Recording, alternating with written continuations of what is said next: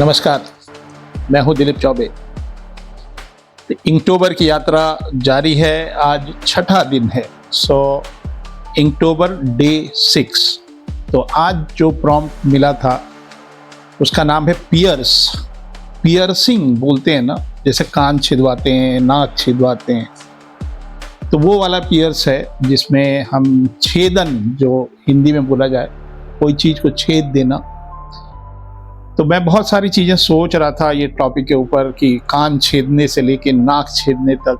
फिर मुझे माता दुर्गा का स्मरण हुआ और मैंने सोचा कि जिस प्रकार दुर्गा जी ने महिषासुर को मारा था त्रिशूल से, तो मैं थोड़ा सा रिसर्च किया, कुछ स्कल्पचर्स देखे जो गुप्त काल के थे, चोला वंश के थे, तो मैंने उनको बहुत ध्यान से देखा। फिर मुझे लगा कि मैं उसी को रिक्रिएट करता हूँ और बड़ा श्रद्धा भावना से ये इलस्ट्रेशन बनाया मैंने। तो inktober की यात्रा है, 31 दिन 31 वीडियो। तो आज है डे 6। चलते हैं, स्टार्ट करते हैं।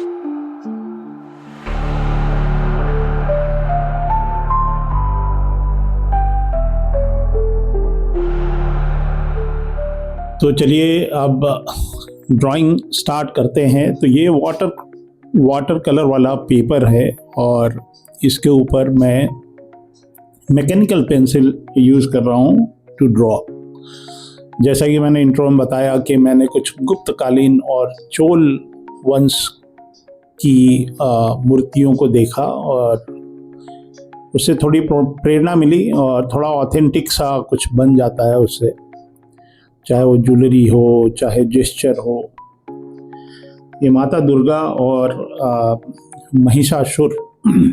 तो अभी अभी दशहरा ख़त्म हुआ और नवरात्र चल रहे थे और काफ़ी फेस्टिव सा ओकेज़न चल रहा था चारों तरफ। तो मैं जब देख रहा था ये पियर्सिंग जब आया मैंने प्रॉम्प्ट में देखा, तो मैंने सोचा कि इससे बढ़िया उदाहरण तो कुछ भी नहीं हो सकता।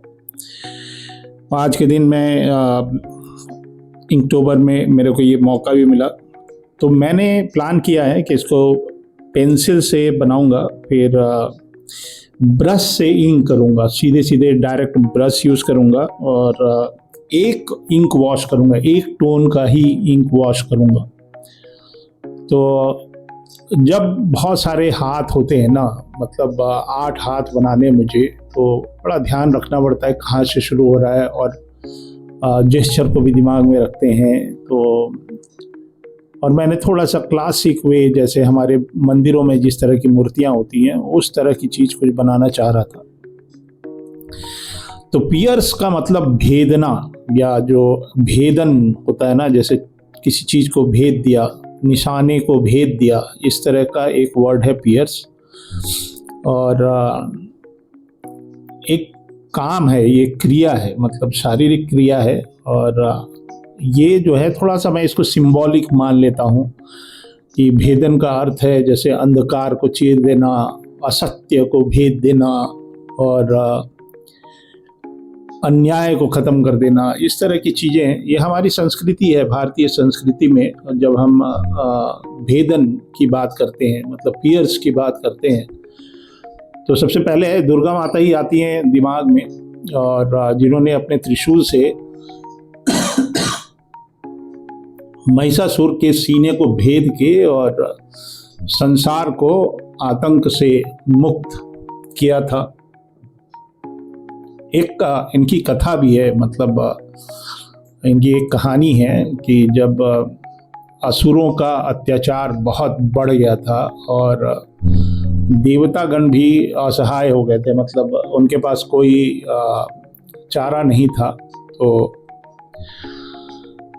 और वो जो राक्षस गण थे, जो असुर थे, उनके स्वामी जो थे वो महिषासुर थे और उसके अंदर बहुत पावर थी और वो एकदम बिल्कुल छल कपट वाला असुर था।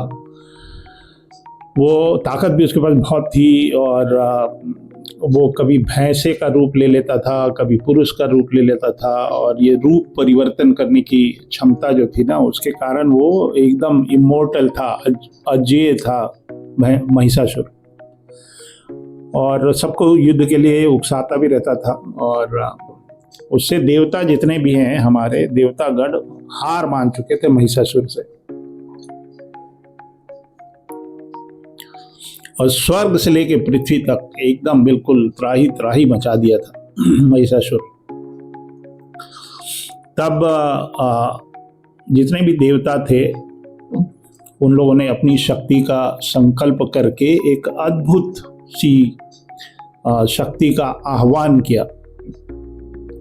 तो जितने भी देवी देवता थे उनकी ऊर्जा से एकदम अद्वितीय दिव्य शक्ति वाली माता दुर्गा का वहाँ प्रकट होती हैं, और बिल्कुल ब्यूटीफुल, मतलब उनकी आंखों से एकदम ज्योति निकल रही थी, दिव्य शक्ति एकदम दुर्गा जी का। मैं अभी भी देखता हूँ ना, जब दुर्गा पूजा होता है कलकत्ता में, तो हर गली मोहल्ले में एक पंडाल लगता है, बहुत ही मतलब अनबिलीवेबल, और एकदम ऐसा लगता है कि म्यूजियम्स बने हुए हैं, एक से एक खूबसूरत पंडाल, बहुत बड़े बड़े। पिछले साल एक लखनऊ में भी एक पंडाल बना था, पिछले साल, तो वो Guinness book of world record type का कुछ उस पर लिखा भी हुआ था कि इतना ऊंचा पंडाल, सबसे ऊंचा पंडाल लखनऊ में बना था, और हम गए थे उसको देखने के लिए। बहुत खूबसूरत सा, मतलब ऐसा लग रहा था मार्बल का, हालांकि पूरा मंदिर जो है उन्होंने थर्मोकोल से बनाया था, ऐसा लग रहा था मार्बल है। और दुर्गा जी की रूपरेखा आजकल जो स्कल्पचर्स बनते हैं कलकत्ते में, वो बहुत ही मॉडर्न, बड़ा कंटेम्प्रेरी और बहुत ही खूबसूरत, तो एकदम बिल्कुल। और जो धुएं वाली आरती होती है, बाप रे बाप, अद्भुत। तो ये त्रिशूल है, यही आया था मेरे नज़र में, यही छवि थी कि पियर्सिंग, मतलब इसको भेदना, तो ये त्रिशूल है। हाँ, तो उनको जो देवी माता जी के पास ना बहुत सारे विष्णु जी का चक्र था, शिव जी का त्रिशूल था, इंद्र का वज्र था, वरुण का शंख था, और अग्नि जैसा अग्नि देवता जो हैं उनका तेज था इनके पास। तो और जितने भी अस्त्र हैं, हर अस्त्र का कोई ना कोई मीनिंग है, मतलब ऐसे ही नहीं। मैंने ये कोशिश की है ना कि माता दुर्गा और महिषासुर बहुत विशाल काय हैं, और जो सिंह है वो छोटा दिख रहा है। वो मैंने जानबूझ के छोटा इसलिए बनाया है क्योंकि ये लोग बहुत विशाल काय शरीर वाले लोग हैं। तो महिषासुर और माता दुर्गा का 9 दिनों तक युद्ध चला, जिसको हम लोग नवरात्रि बोलते हैं ना। तो नवरात्रों का युद्ध था ये, जिससे एकदम बिल्कुल पहाड़ तक कांप गए, समुद्र गरज उठा, और आकाश में बिजलियां तड़कने लगीं। और जब युद्ध हो रहा था माता दुर्गा के साथ, तो महिषासुर बार बार अपना रूप बदल रहा था, कभी भैंसा बन जाता था, कभी सिंह बन जाता था, कभी हाथी, कभी कुछ और और हर बार दुर्गा जी ने अपने अस्त्र से, जो भी धारदार अस्त्र थे उनसे उसको भेदती रहीं। और हर प्रहार में एक संदेश था कि असत्य चाहे कितने भी रूप धर ले, सत्य की दृष्टि और शक्ति से चीर के रख देती है। तो ये थोड़ा सा सिंबॉलिक भी है। तो ये जो वेपन्स है ना, वो मैंने थोड़ा सा डिज़ाइन किया, क्योंकि बहुत सारे जितने भी मुझे स्कल्पचर दिख रहे थे, और ये मंदिरों में जो उकेरी गई पत्थरों की जो प्रतिमा है, उससे मैं इंस्पायर होके और ये बना रहा हूँ। तो मैं तो यही देख के दंग हो जाता हूँ कि जो हमारे हजारों साल पुराने, मतलब ईसा मसीह की डेट से भी पहले की मूर्तियाँ हैं ये, ईसा पूर्व। तो जब मैं वो स्कल्पचर देखता हूँ तो मैं सोचता हूँ कि किन परिस्थितियों में आर्टिस्टों ने ये कैसे बनाया होगा, छेनी हथौड़ी लेके। मतलब जो बॉडी जेस्चर हैं वो तो एकदम अद्भुत है भाई, बहुत ही अद्भुत।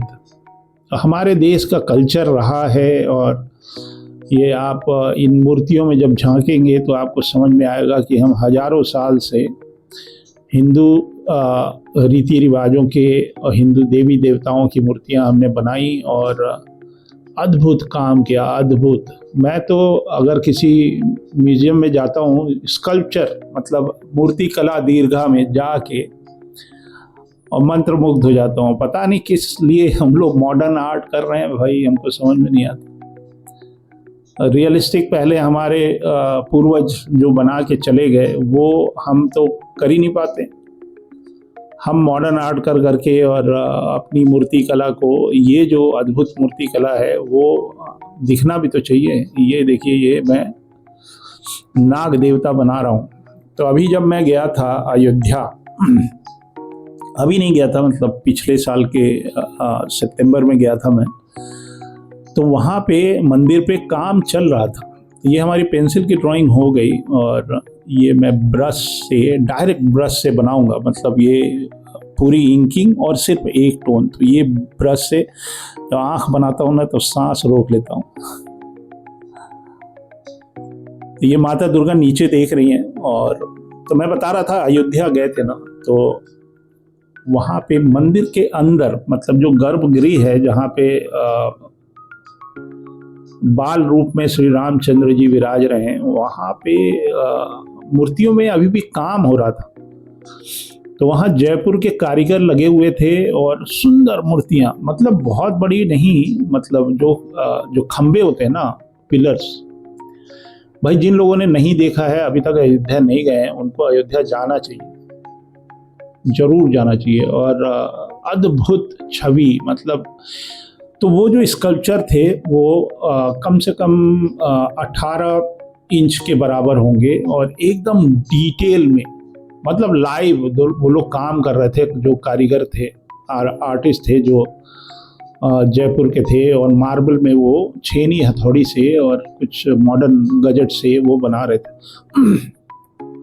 दिल्ली में अक्षरधाम टेम्पल है ना, वहाँ पे हाथियों का झुंड है वहाँ पे, वो मैं देखता ही रह जाता हूँ। उसके ऊपर जो कारीगरी है, पता नहीं, लगता है 3D प्रिंटेड है।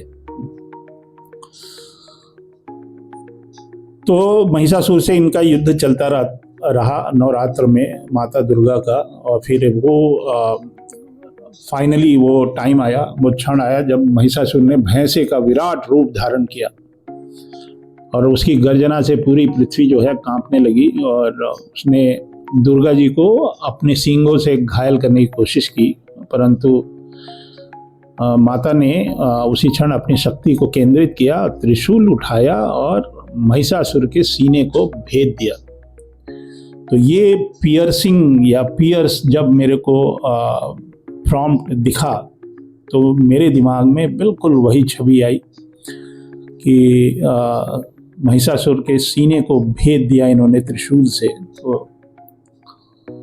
तो यही है पियर्स। त्रिशूल का वार जो है ना, वो एक महिषासुर एक खाली दैत्य का बॉडी नहीं है, मतलब वो एक तरह का अहंकार है और अन्याय है या अत्याचार है, उसके ऊपर इन्होंने त्रिशूल से प्रहार किया, उसको छेद दिया, मतलब उसको खंडित कर दिया। एक कहानी बहुत पुरानी लगती है, लेकिन आज भी हमारे समाज में छोटे मोटे बहुत सारे महिषासुर हैं जो कि बैठे हैं। कभी कभी वो टेरर का रूप ले लेते हैं, जैसे हमारा पड़ोसी देश है, कभी कभी वहाँ से ऐसा महिषासुर वाला रूप दिखाई देता है। और कभी कभी लालच भी देते हैं और डराते भी हैं। मैं सुनता रहता हूँ रोज एक कहानी की। एक फ़ोन आया किसी का, उन्होंने बताया कि मैं पुलिस डिपार्टमेंट से बोल रहा हूँ और CBI से बोल रहा हूँ और आपकी मनी लॉन्ड्रिंग में आप फंस गए हैं और आपको हाउस अरेस्ट किया जाता है। तो ये महिषासुर वाली ही कहानी है, ये आपको डरा रहे हैं। और कभी कभी लालच भी देते हैं कि आपकी एक लॉटरी लग गई है, इतने रुपए इस पे डालिए। और तो ये भी एक महिषासुर ही है। और कभी कभी क्रोधित होने से ना, वो भी एक अंदर छुपा हुआ एक महिषासुर है, उसका भी नाश होना चाहिए। और अपने अंदर जो है कॉन्फिडेंस, दुर्गा माता जो है कॉन्फिडेंस भी हमें सिखाती हैं। तो ये माता दुर्गा की कथा रही, जो कि बहुत ही सिंपल वे में मैं नए बच्चों को बताने की कोशिश कर रहा था कि हमारी ही सभ्यता है, हमारा ही कल्चर है। और ये कहानियाँ जो हैं ये इनसे हमको सीख लेके अपने जीवन में भी डालना चाहिए। तो ये बड़ा अच्छा है कि कहानी भी आप सुन रहे हैं, कुछ कथा भी सुन रहे हैं हमारे साथ, और ड्राइंग भी देख रहे हैं। और ये सब चीज़ें हैं, ऐसा ना हो कि ये आगे चल के ये विलुप्त हो जाए। ये सब कला जैसे जैसे एआई का प्रकोप हो रहा है, वैसे वैसे ही ये जो traditional way of doing art work है वो भी ख़त्म होती जा रही है भाई। मैं कुछ वीडियो डालता हूँ, उसमें कुछ बच्चे अभी से डरे हुए हैं, हथियार डाल दिए हैं, अभी युद्ध शुरू नहीं हुआ, कह रहे हैं कि भाई एआई से हमारी जीवन, ऐसा तो नहीं स्टोरी बोर्ड का काम ख़त्म हो जाए। भैया जो एआई है वो अपने मन से कुछ नहीं करता, उससे करवाया जाता है। तो आप भी वो चीज़ सीख ही लीजिए ना, उसमें क्या हर्ज है। तो ये त्रिशूल है, और ये मैंने कोशिश की है ये मेटल का कुछ इफेक्ट देने का, थोड़ा थिक एंड थिन लाइन है और अच्छा लगता है। अगर ब्रश पे आपका कमांड है ना, तो you can do better in digital world also. तो ये बाल के लिए देखिए, थोड़ा सा थिक एंड थिन, थोड़ा सा शैडो, थोड़ा सा ये सब डालते हैं तो बाल जो है बाल की तरह दिखते हैं। अब ये कपड़ा है, तो एक कपड़े में ना पतला, एकदम पतला और मोटा, तो ये मैं एक तरह का फोल्ड्स बना रहा हूँ। और जो सिलवेट है, जो पैर की जो गोलाई है ना, वो भी मैं रखने की कोशिश कर रहा हूँ। विदेशों में बहुत सारे स्कल्पचर हैं जो आप देख सकते हैं। मतलब मैं बर्निनी मेरा फेवरेट स्कल्पटर है, उसके डिटेल्स मैं देखता हूँ, बहुत ज़बरदस्त लगता है। तो अपने देश में भी थोड़ा सा हम सिंबॉलिक ले के चलते हैं। मतलब जब देवी देवता की मूर्तियाँ बनती हैं, थोड़ा प्रतीकात्मक रहता है, वो प्रतीक होते हैं कि हाँ अंगूठी मैंने बनाई। ये जो जेस्चर है ना, ये देवी देवता जब कोई चीज़ पकड़ते हैं ऐसे हाथ में, थोड़ा सॉफ्ट भी दिखता है। और कॉमिक वर्ल्ड में हम बनाते हैं, मान लीजिए तिरंगा किसी को घूसा मार रहा है तो हाथ का जेस्चर थोड़ा सा अलग होता है। तो ये थोड़ा डेलिकेसी वाला, मतलब थोड़ा डेलिकेट भी है, स्ट्रॉन्ग भी है, खूबसूरत भी है। तो ये अध्ययन की चीज़ है। मतलब हजारों साल पहले हमने ये सारी चीज़ें मूर्तियों में बनाई थी। और हम जो आर्टिस्ट हैं, हम लोग प्रभावित हो रहे हैं जापान की कला से, जिसको हम मांगा बोलते हैं, या डीसी या मार्बल की कला से। मैं भी करता था, अभी भी करता ही हूँ, लेकिन क्योंकि वो एक ट्रेंड बना हुआ है ना। तो बहुत सारे अच्छे आर्टिस्ट हैं इंडिया के अंदर जो बहुत ही सॉफ्ट बनाते हैं देवी देवताओं की ड्राइंग। मेरे से तो उतना अच्छा बनता नहीं है, मैं कोशिश ही कर सकता हूँ बस। तो स्टोरी टेलिंग है ये। इनक्टोबर जो है ना, इनक्टोबर अच्छे से मतलब मनाया जाएगा। देखिए बहुत सारे बच्चे वैलेंटाइन डे वीक मनाते हैं, और हम जो है देवी देवताओं के साथ अपना इनक्टोबर मना रहे हैं। अक्टूबर का महीना जो है ना, वो एकदम फेस्टिव वाला वाइब आ जाता है। मतलब बंगाल में तो और भी आता है। मतलब पश्चिम बंगाल अगर आप चले जाएं तो बहुत ही ज़्यादा वो पूरे शहर में धूप और धुएं की खुशबू रहती है, ढोल नगाड़े बज रहे होते हैं। तो दशहरा भी होता है, दीपावली भी होता है। तो त्यौहार वाला मौसम जो है अक्टूबर होता है, और वेदर थोड़ा अच्छा हो जाता है अक्टूबर में। मेरे ख्याल से इंडिया का बेस्ट वेदर जो है वो अक्टूबर में होता है, ईस्ट नॉर्थ इंडिया में। साउथ इंडिया में तो नहीं बता सकते। तो अभी लखनऊ में हर साल तो इस समय थोड़ी सी हल्की सी ठंड हो जाती थी, लेकिन अक्टूबर का महीना चल रहा है, देखिए अभी भी चिलचिलाती धूप हो रही है बहुत तेज।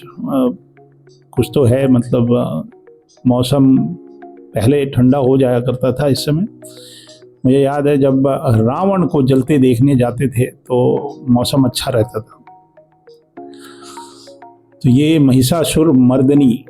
तो महिषासुर जो है वो, अब मैंने इसको, अब जैसा मैंने आपको बताया कि मैंने कुछ प्रेरणा ली पुरानी मूर्तियों से, तो ये गर्दन इसकी उन्होंने झुका रखी है, और सीने में, तो वो सीने वाला पार्ट तो मैंने नहीं दिखाया वहाँ पे, वो अंदर को चला गया है। और ये ब्लैक एंड वाइट का त्यौहार है, तो इंकटोबर, इंक जो है ना वो ब्लैक एंड वाइट होता है। ब्लैक एंड वाइट से एक चीज़ और याद आई मेरे को, तो विश्व के सर्वश्रेष्ठ एनिमेशन स्कूल का नाम शेरिडन और कैल आर्ट है, California college of arts, Sheridan school of art. वहाँ पे एक सेमेस्टर वो लोग कम से कम 1 या 2 सेमेस्टर, 1 सेमेस्टर तो मुझे इतना पता है, 1 सेमेस्टर का मतलब होता है वहाँ के लिए 15 वीक, मतलब करीब 4 महीने का एक सेमेस्टर होता है। और वो 4 महीने जो है वो सब लोग सिर्फ ब्लैक एंड वाइट पे काम करते हैं। तो ये ब्लैक एंड वाइट में बहुत सारे टोनल वैल्यूज़ हैं, बहुत सारा डेप्थ है, और जो लोग ब्लैक एंड वाइट से कंसेप्ट आर्ट करके फिर कलर करते हैं वो बता सकते हैं कि जितने टोनल वैल्यू आपको ब्लैक एंड वाइट में मिलेंगे उतने कलर में नहीं मिलते भाई। तो डिजिटल आर्ट भी है, मतलब मैं तो ये हर साल मनाता ही था, बच्चों के साथ मनाता था, उतना सोशल मीडिया पे नहीं लगाता था, और मैं उनको इनकरेज करता था कि आप सोशल मीडिया पे लगाएं। तो ये हमारा 6वां दिन हो गया, 6 अक्टूबर हो गया, तो 31 तारीख तक चलेगा ये। तो 13 अक्टूबर से मेरा एक बैच स्टार्ट हो रहा है, और 2 महीने आप पढ़ते हैं हमारे साथ, और ये सारी चीज़ें जो मैं कर रहा हूँ ये आप देखते हैं, सीखते हैं, और भी बहुत सारी चीज़ें हैं जो आपको सिखाता हूँ मैं। वो कैरिकुलम है, वो एकदम अच्छे से बना हुआ है, टेस्टेड होके है। 11 बैच मैंने पढ़ा दिए, और सबके काम में काया पलट हो गई। तो मैंने एक यूट्यूब पे एक सीरीज़ निकाली थी, अप स्किल इंडिया। तो अप स्किल इंडिया एक सफल प्रयोग रहा, और जितने भी लोग आए हमारे पास जो पढ़ रहे हैं इस समय, उनका अप स्किल हो रहा है मेरे आंखों के सामने, मैं उनको देख रहा हूँ, उनके अंदर परिवर्तन आ रहा है, उनके काम में परिवर्तन आ रहा है, और उनकी सोच में परिवर्तन आ रहा है। वो उनको चीज़ें दिखनी शुरू हो गई जो कि पहले उतना विजिबल होते हुए भी हम उस पर ध्यान नहीं देते थे।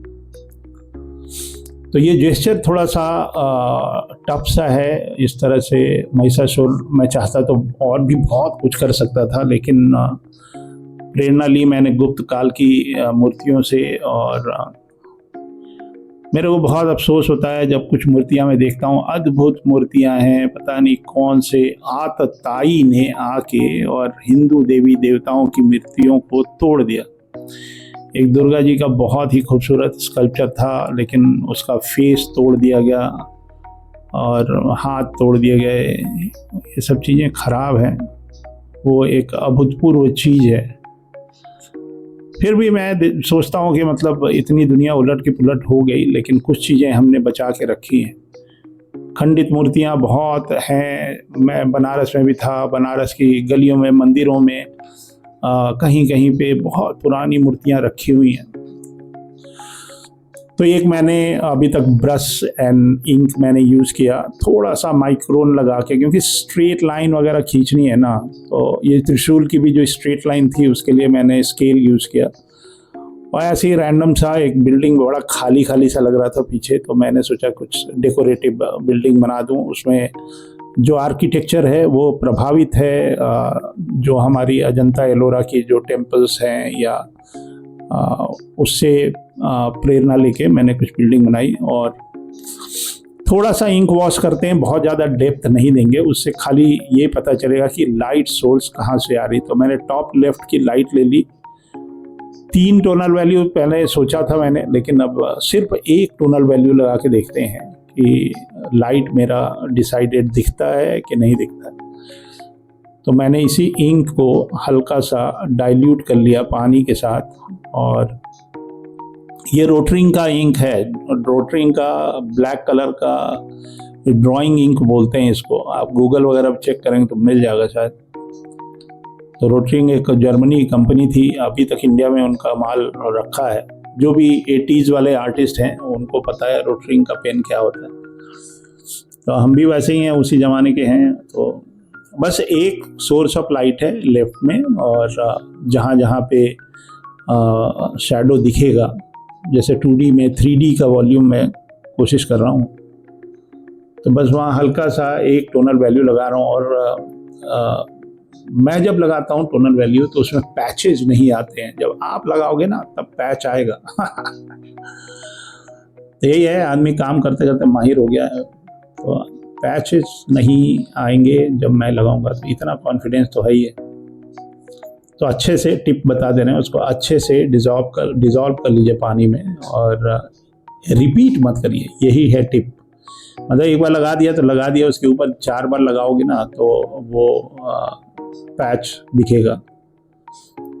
तो ये धोती में ऊपर से लाइट आ रही है, तो ये हल्का सा शैडो के लिए मैं थोड़ा सा डाल दे रहा हूँ।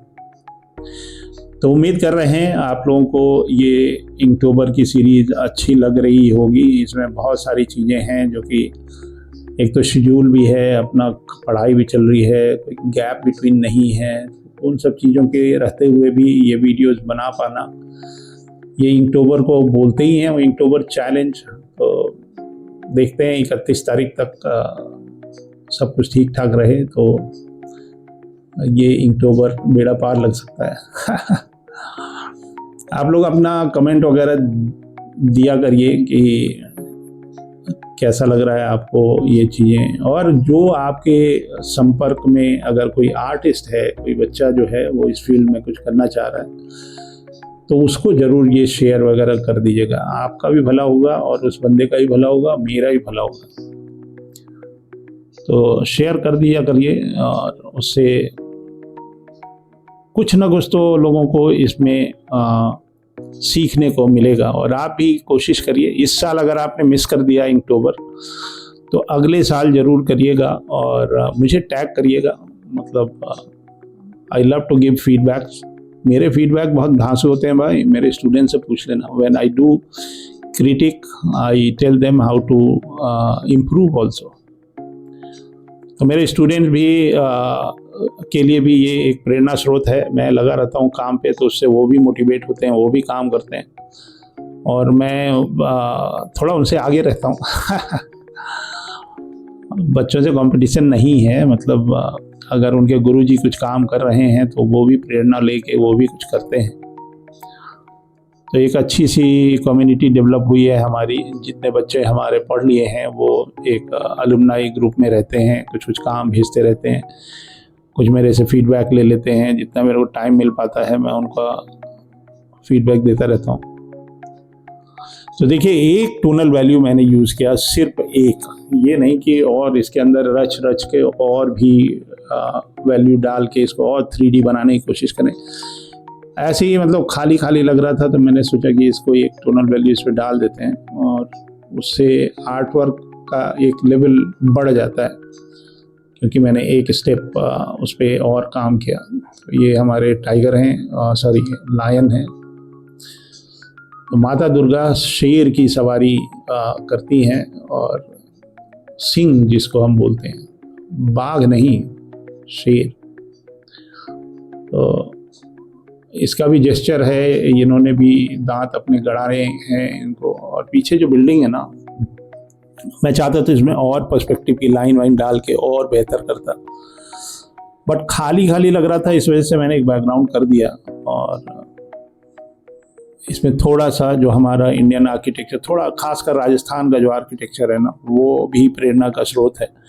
बहुत अच्छा आर्किटेक्चर है भाई। मैं जब सिंगापुर में पढ़ाता था तो बच्चों को आर्किटेक्चर दिखाता था। वो सिंगापुर मॉडर्न आर्किटेक्चर की दुनिया है, अल्ट्रा मॉडर्न। लेकिन जब वो देखते हैं कल्चरल, तो मैं एक बार उदयपुर गया था, तो उदयपुर का वीडियो बना के डाला था। बच्चों ने बोला कि कहाँ, मतलब ये फेरी टेल जैसी जगह कहाँ पड़ती है, मतलब ये अरेबियन नाइट। हम बोले भैया ये हमारे देश का आर्किटेक्चर। तो बस ये ऊपर मैंने एक लाइट सा शेडो दिया है और नीचे मैं सोच रहा हूँ थोड़ा सा डार्कर टोनल वैल्यू डाल दूँ, तो इससे ना एक फोकस बनेगा कि नीचे एक ग्रेडियंट है। ये सब भी करता रहता हूँ थोड़े से ब्रश से छींटे मार दिए मैंने, और ऐसे ही डस्ट बनाने की कोशिश कर रहे थे, वो उतने अच्छे से हुआ नहीं, बट थोड़ा धूल धूसरित, मतलब लड़ाई हो रही है तो युद्ध में थोड़ा धूल तो होना ही चाहिए ना। तो यूं ही ऐसे ही करके मैं थोड़ा सा पानी लगा के और इसमें थोड़ा सा डार्क कर रहा हूँ ताकि फोकस ऊपर जाए। तो ये भी एक कंपोजिशन का एक सेंस है। तो उम्मीद करते हैं कि आपको इनटोबर 2025 में काफ़ी कुछ नया सीखने को मिल रहा है। और आज इनटोबर का डे 6 था और कल है डे 7, और कल का प्रॉम्प्ट जो है वो है स्टार फिश। तो देखते हैं क्या बनाता हूँ। ये हमने सिग्नेचर कर दिया, दिलीप चौबे, इनटोबर 2025। तो मिलते हैं कल के दिन जो कि अक्टूबर 7 है। तब तक के लिए जय हिंद।